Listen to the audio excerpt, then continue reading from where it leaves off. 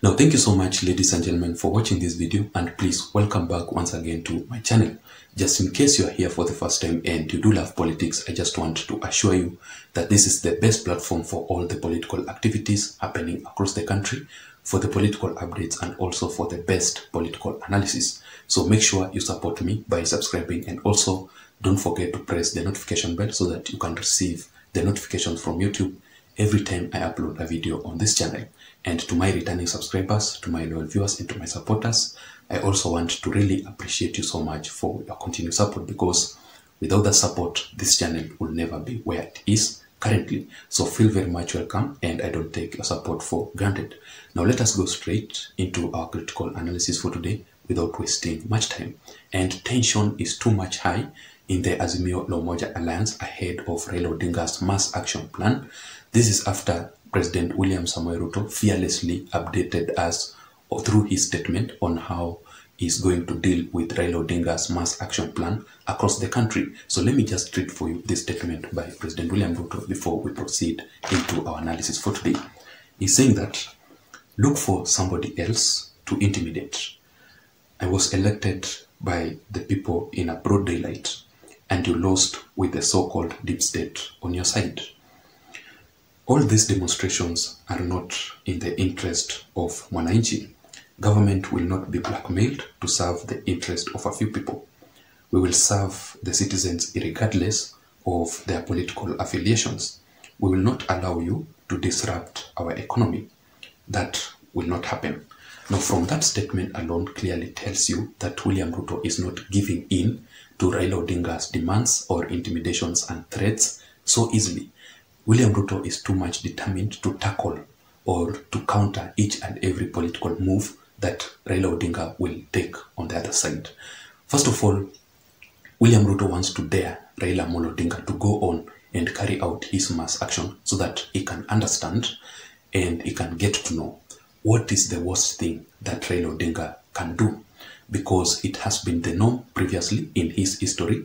Raila Odinga has been doing this each and every time whenever he wants to achieve any political objective on his side, for his own interest, his personal interest.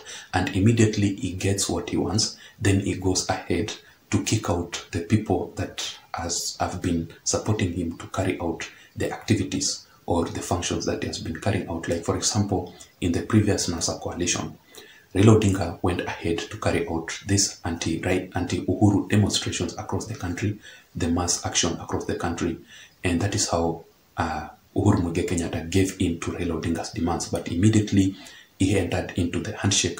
Raila Odinga, on the other hand, sorry for that, guys, Raila Odinga went ahead to kick out all the NASA principals, including Musalia Mudavadi, Kalonzo Musyoka, and he remembered them later on ahead of the 2022 general elections, when he constructed or he established the Azimio La Umoja Alliance, and he wanted their support. He wanted Musalia Mudavadi's support, he wanted Wetangula's support, and Kalonzo Musyoka's support. So William Ruto wants to dare Raila Odinga, just go on, carry out the mass action across the country. Let me know and let me understand what is the worst thing that you can do during this demonstration. Also, remember that William Ruto has been receiving the intelligence reports on Raila Odinga's mass action plan. William Ruto is too much clever. William Ruto is not just a mere politician. That is why he is too much ahead of Raila Odinga's political activities. He is too much ahead of Raila Odinga's each and every political move that Raila Odinga makes, because he has inserted some moles into Raila Odinga's camp. And that explains as to why Raila Odinga had to kick out the ODM party officials yesterday who had visited William Ruto to State House so that they can have a meeting to initiate the development projects in their region. Because Raila Odinga strongly believes that William Ruto is too much ahead, is too much determined to counter the political activities that Raila Odinga will carry on, simply because he knows and he understands the political game plan of Raila Odinga. This is because William Ruto receives the intelligent reports. He has inserted some moles into Raila Odinga's camp, and that also explains as to why just previously Matiang'i had to when Matiang'i was arrested, the charges that he was pressed on was concerning false information that the police had gone to his place during the previous night. But remember that that information, ladies and gentlemen, did not come out from Matiang'i himself. That clearly shows that Matiang'i also received or always receives some clear alarm on the on the government issues. So there's clearly somebody from the government who updated him on a false information. That information turned out to be a false information. That is when Matiang'i came out clean that night, saying that the police had raided its home. But when it came out to be exposed, is that there were no police officers who had raided Matiang'i's home. But Matiang'i did not receive that information from himself. It did not come up with a propaganda. There is somebody from the government who told him, but it appeared to be a false information. So generally, William Ruto also receives the intelligent report from Raila Odinga's camp. And also, William Ruto knows what Raila Odinga wants. He knows the political interests that Raila Odinga wants to achieve. He knows the political objectives that Raila Odinga wants to achieve. William Ruto is not a madman when he comes out clean to say that Raila Odinga wants a position. Raila Odinga wants an handshake. But that is obvious. Raila Odinga is doing this so that he can be called for a peace talk with William Ruto. Then he can be offered a certain political seat, a certain political position in William Ruto's government. Of course, that will not happen, but he will forcefully do that. Politics is all about interest.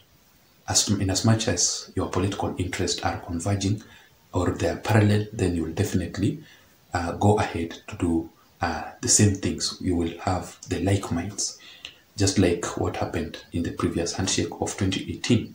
And also, in my considered opinion, it is because of President William Ruto history together with Raila Odinga. Remember that William Ruto is one of the students, political students of Raila Odinga. In fact, he was the best student of Raila Amolo Odinga because they worked together. They initiated political activities together during the 2007 or the 2005 politics. They were together. The only bitter fallout between Raila Odinga and William Ruto was after 2007. What William Ruto had done for Raila Odinga, he fought for him so much, and after what had been brought to the table to share, Raila Odinga kicked out William Ruto. He went ahead to fire him in the positions that he was given, and Mwai Kibaki came to the rescue of President William Samoei Ruto. Raila Odinga went ahead to take William Ruto together with Uhuru Kenyatta to Hague, and that is how the bitter fallout began.